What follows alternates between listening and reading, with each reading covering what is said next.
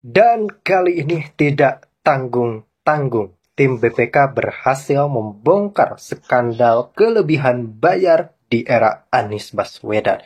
Ini benar-benar sangat-sangat disayangkan karena miliaran uang negara justru hangus dibuat oleh laporan-laporan yang sebenarnya sangat-sangat tidak perlu, rekan-rekan. Kali ini memang kita tengah disibukkan oleh beberapa informasi dan beberapa kasus skandal yang menyeruak ke publik, mulai dari tudingan ijazah palsu Jokowi, kemudian desakan pencopotan Gibran, dan ternyata ada yang lebih anti klimaks dari kedua skandal yang tadi saya sebutkan, yakni skandal kelebihan bayar era Anies. Apalagi kita melihat bagaimana keresahan kita bersama, banyak sekali pendukung Anies yang justru berharap jagoannya ini menggantikan Gibran untuk menjadi wakil presiden. Ini kan sangat-sangat usulan yang sangat tidak masuk akal dan tidak realistis.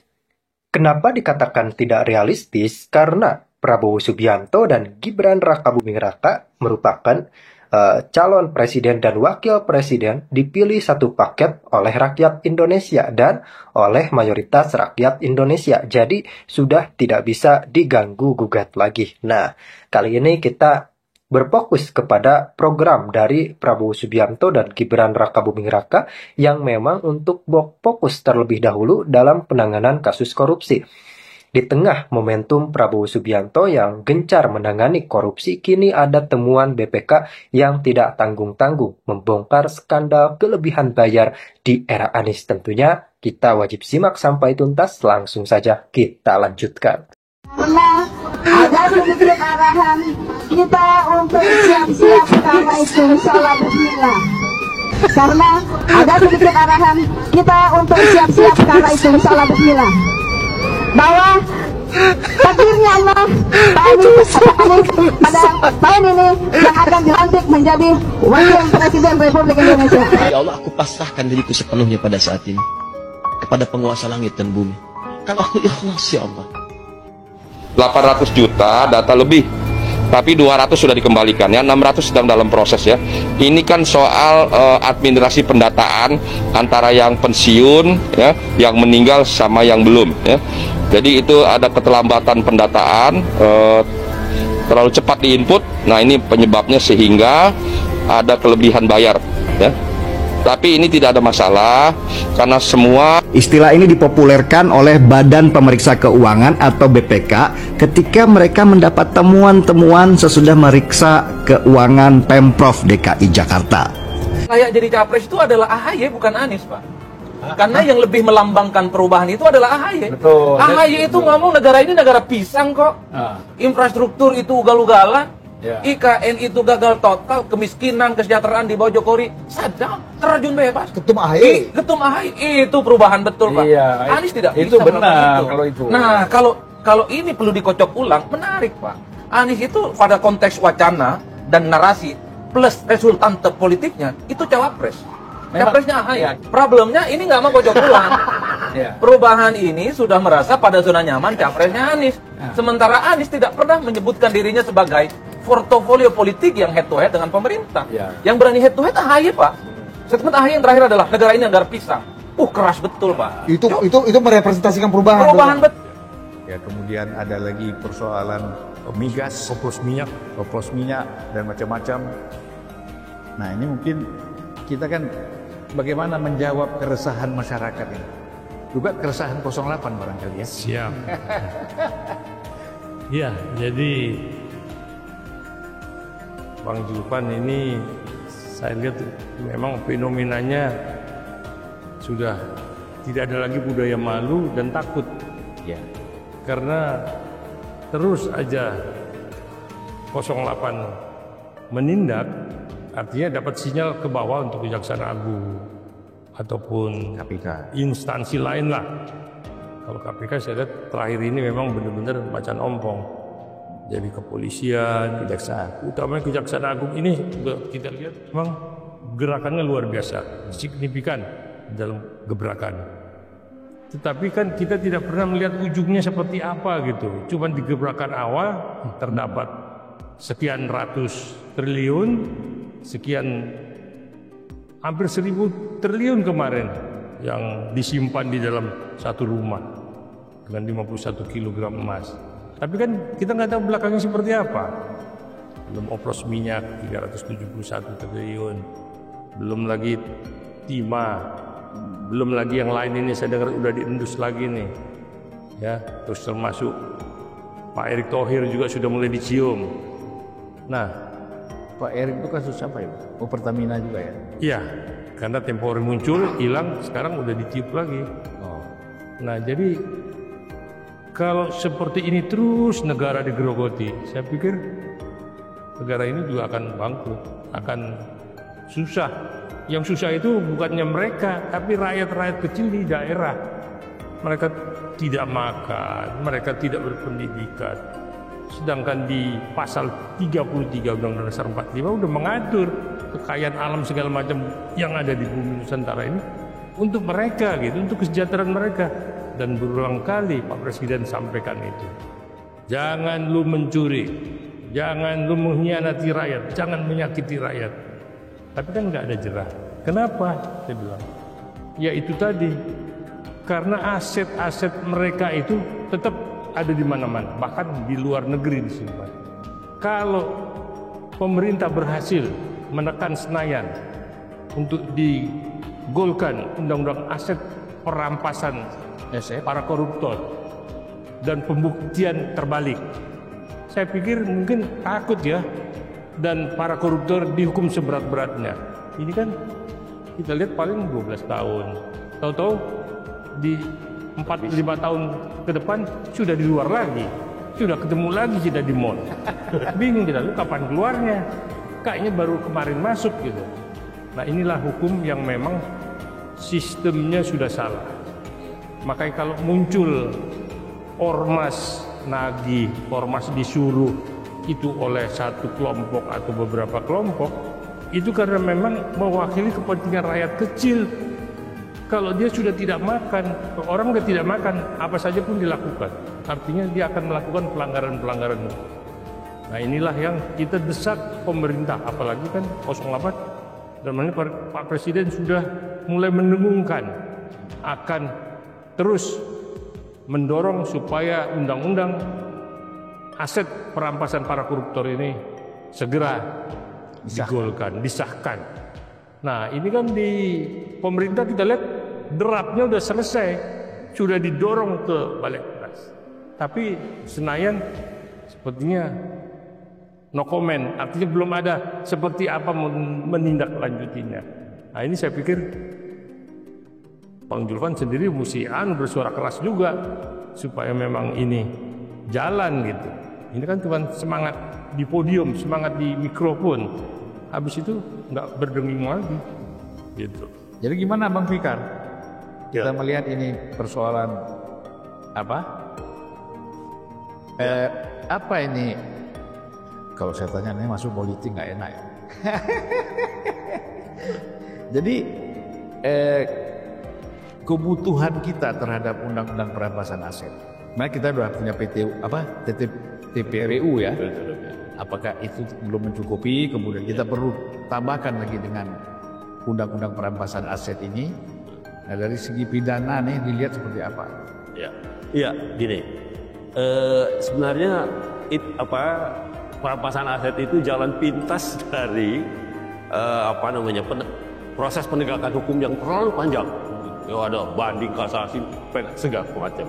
Tapi dengan undang-undang perampasan aset, negara nanti bisa langsung gitu. Ketika melihat bahwa ada orang dicurigai atau ada bukti bahwa orang ini memang menguasai aset negara yang ini, itu bisa langsung dirampas. Kalau ada perampasan aset. Ya. Jadi tanpa proses peradilan sebenarnya. Walaupun ada hak juga bagi orang yang dirampas itu untuk mengajukan perlawanan atau bantahan. Nah, itu, karena keras seperti itu di DPR pun keluar masuk tuh. Ya, sudah kita dorong-dorong, udah mau ini masuk lagi seperti itu, karena orang akan mikir juga, jangan-jangan saya kena juga sendiri gitu kan. DPR banyak aset barangkali. Ya, memang problemnya syarat dengan berbagai kepentingan. Ya. Persoalan ini yang susahnya kan sebenarnya kan ini persoalan hukum. Betul. Tetapi imbasnya kan menjadi persoalan politik. Di politik ini yang nggak selesai. Tadi pemerintah sudah secara terbuka menyampaikan draft rancangan undang-undang ini, dan saya nggak tahu apakah itu sudah dibuat. Biasa kan kalau ada draft itu dibuat pansus, ya kan, atau panja misalnya, proses kemudian itu disampaikan ke Balik, kemudian Balik mengagendakan ke paripurna. Nah itu kan nampaknya belum berjalan ini prosesnya karena tidak terdengar, nyaris tidak terdengar. Paling terdengar pemakzulan rencananya. Yang terdengar pemakzulan. Ya, itu yang rame ya. Kok bukan mikirin rakyat, kok malah mikirin yang satu itu. Jadi Bang Novian, saya nggak tahu ya, apakah ada otoritas PPATK misalnya untuk dilaporkan oleh kejaksaan atau lembaga-lembaga institusi hukum kita tentang misalnya yang disebut tadi aset, ada korupsi sekian triliun, 300 triliun, sekian miliar misalnya. Ini ada nggak otoriti PPATK ini untuk minta mana asetnya itu, kan gitu. Nah, ini yang mungkin perlu disampaikan ini. Ya, ya, terima kasih Bang. Senior saya. Ya. Jadi kalau kita bicara penelusuran Bang, itu hal-hal yang tidak terlihat di tatanan formal, misalkan transaksi katakanlah. Mereka ini saya cerita dulu di awal. Pelaku kejahatan yang motif finansial ini semakin zaman modern, semakin kesini mereka semakin tidak lagi ingin cepat tampil di permukaan supaya tidak ketahuan itu hasil kejahatan dengan berbagai macam cara yang mereka lakukan. Nah tentu di sisi lain aparat penegak hukum semakin sulit bicara ranah pembuktian, cari alat bukti. Tapi tiba-tiba nanti di penghujung yang bersangkutan sudah kaya raya, sudah update status, punya moge dan lain-lain. Nah bagaimana pembuktiannya? Saya ingin katakan bahwasannya mereka penikmat harta hasil kejahatan itu berpura-pura bahwa itu bukan hasil kejahatan. Nah di titik berpura-pura inilah ranah salah satunya PPATK bisa menelusuri.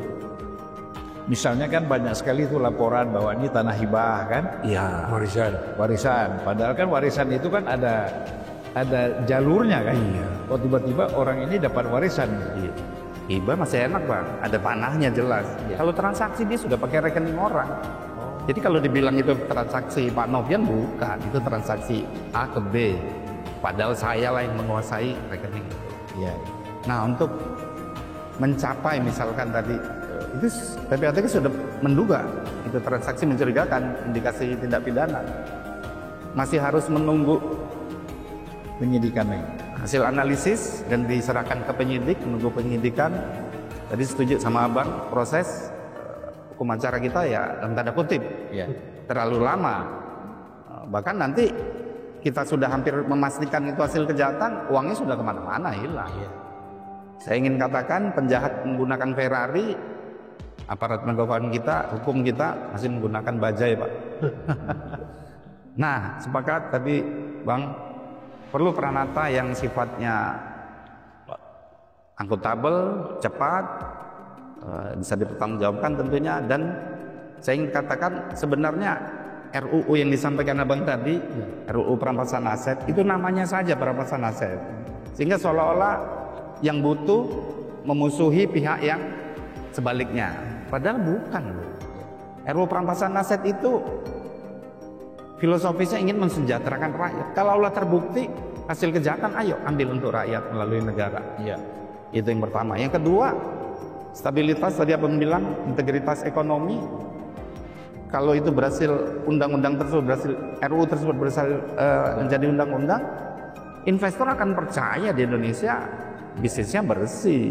Kalau kotor siapa yang mau? Abang punya uang Bang, ada berandalan di pinggir jalan, diajak invest, Abang mau nggak? nggak mau. Begitulah dalam konteks negara. Oh, carut marut, kotor, korup, investor tidak mau. Artinya kita lebih melihat itu pelindung rakyat justru RUU itu, undang-undang itu kalau besok jadi undang-undang. Rakyat bisa sejahtera, stabilitas, integritas sistem keuangan terjaga, bukan yang mengusulkan peraturan ingin memusuhi lawannya, bukan ya. Kita ngajak sama-sama dalam konteks negara. Itu awalnya Bang. Ya, nanti sampai malam saya. Iya. Ngomong terus. Kayak anggota DPR ngomong terus. Kerjaannya memang. Kerjanya. Tapi jangan terus-terusan ngomong, nggak ada tindakan. Kan? Nah, jadi kan persoalan begini, bahwa korupsi itu pada zaman Orde Baru di bawah Pak Harto Presiden, itu kan korupsi sudah ada. Kemudian kita mengharapkan, kita mimpi nih, mudah-mudahan pada zaman Habibie nggak ada lagi. Ya kan? Habibie cuma setahun. Mudah-mudahan pada zaman Gus Dur, Megawati nggak ada lagi. Kan gitu harapan kita setiap penggantian presiden. Apalagi KPK zamannya Bu Mega dibentuk, berharap kan bersih kan.